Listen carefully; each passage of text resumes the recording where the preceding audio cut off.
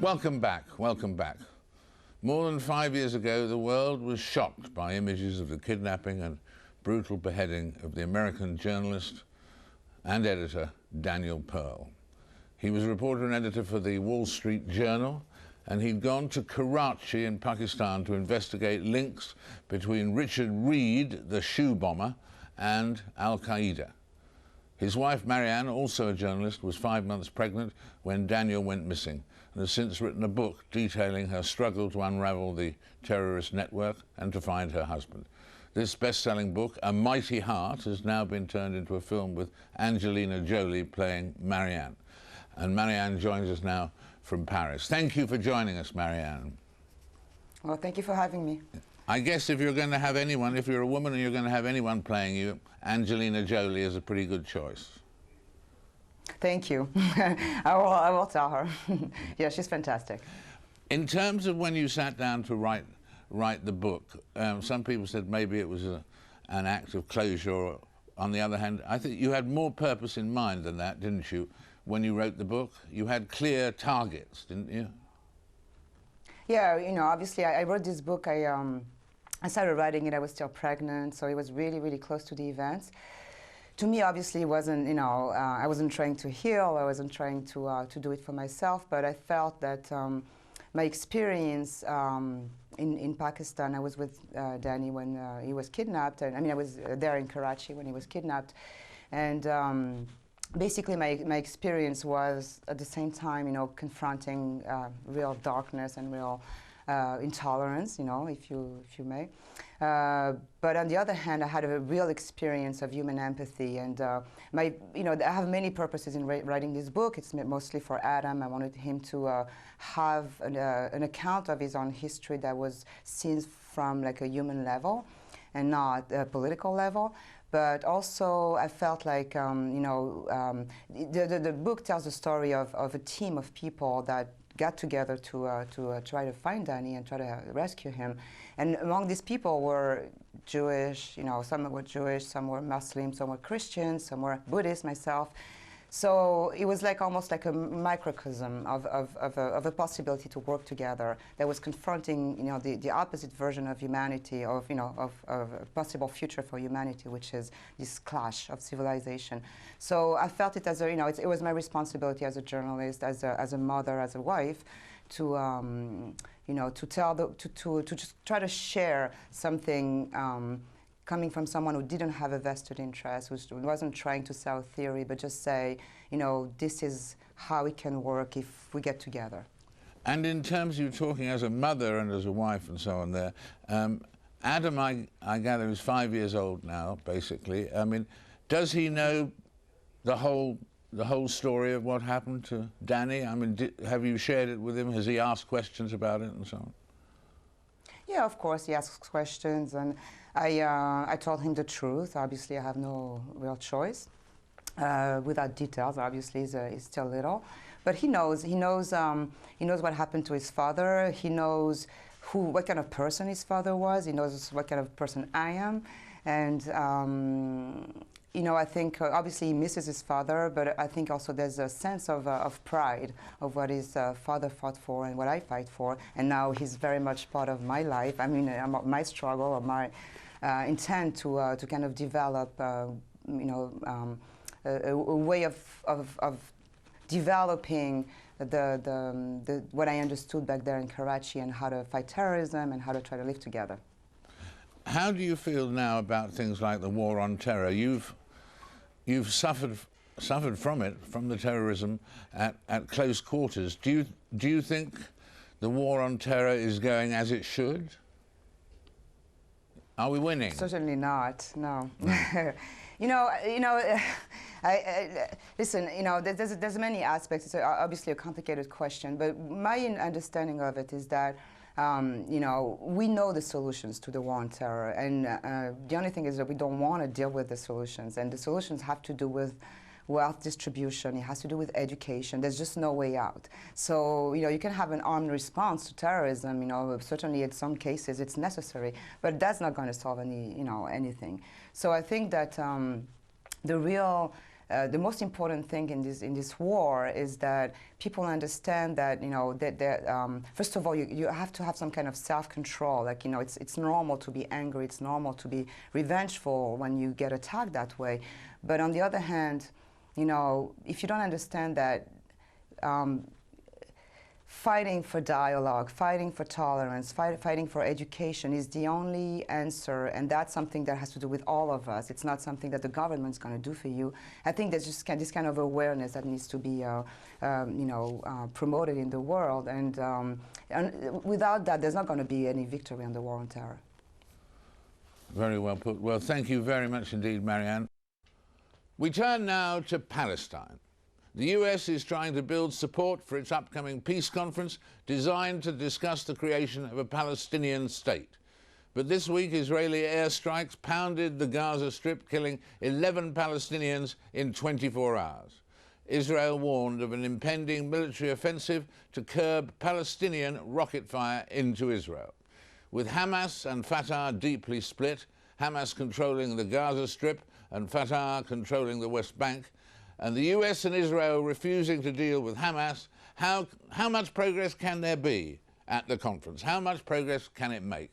Well, joining me to help shed some light on what he expects to happen is Saeb Erekat, chief negotiator for the Palestinian Authority. Saeb, welcome. Welcome. Thank you, sir. Presumably now you are chief negotiator for the Palestinian Authority, but that means just for the chief negotiator for the West Bank. You're no longer, are you, chief negotiator for Gaza?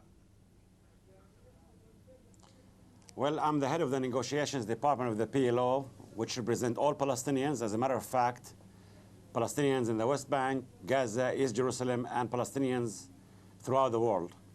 No one disputes, Sir David, the fact that the PLO is the sole legitimate representative of the Palestinian people.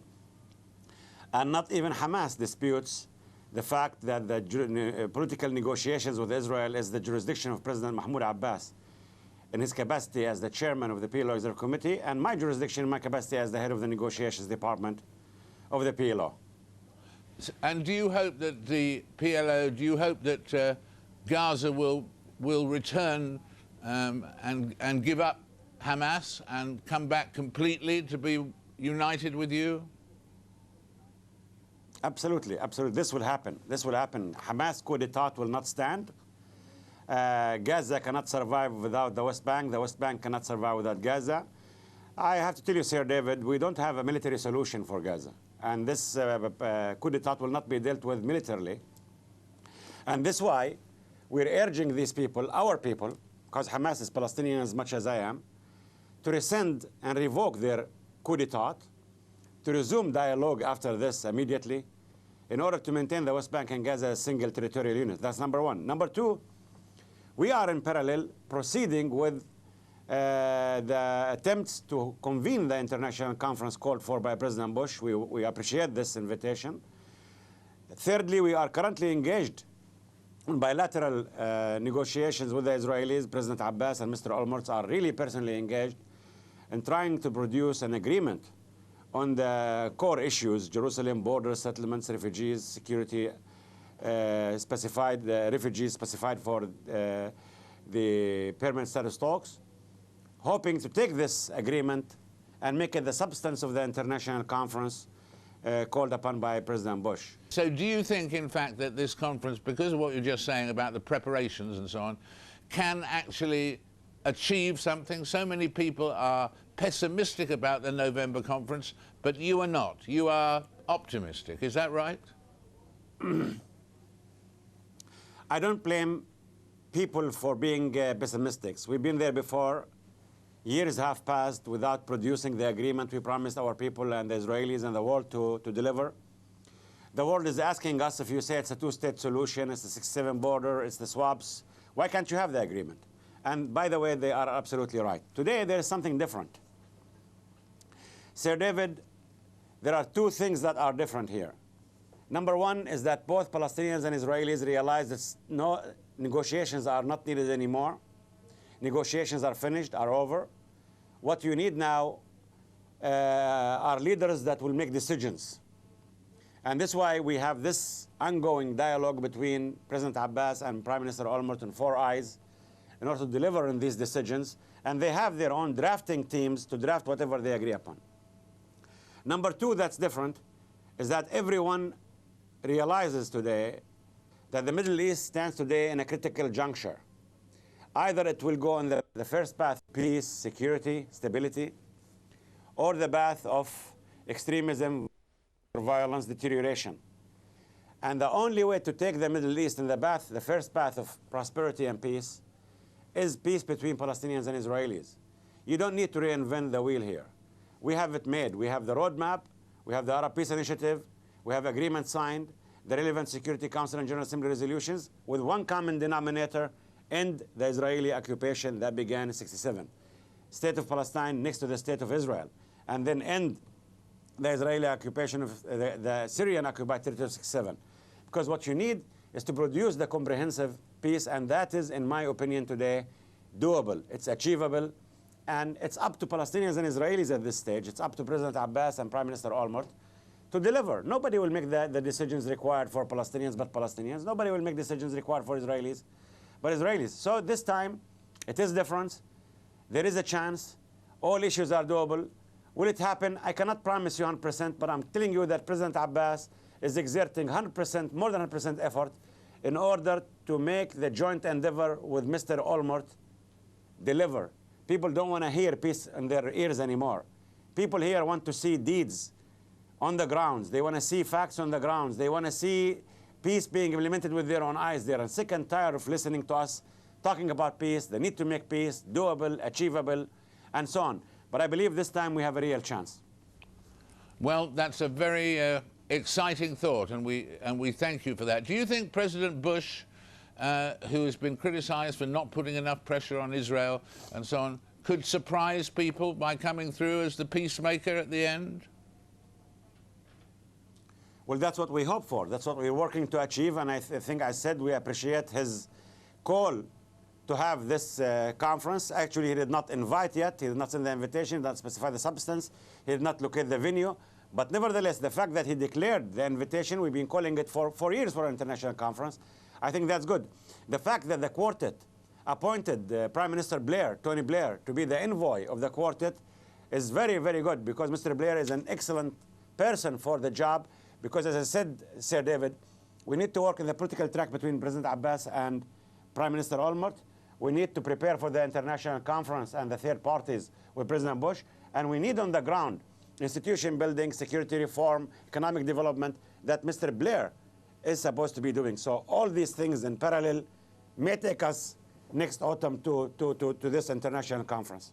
Thank you for being with us, and I look forward to our next conversation, and whether it's here, there, or on an aeroplane in between. Thank you very much indeed. Thank you, Sir David. It's a pleasure to be with you anytime. Thank you. Thank you to Saeb Erekat. And that's about all for this Frost Over the World. The satellite came through. Join me again in a week's time. Until then, goodbye for now.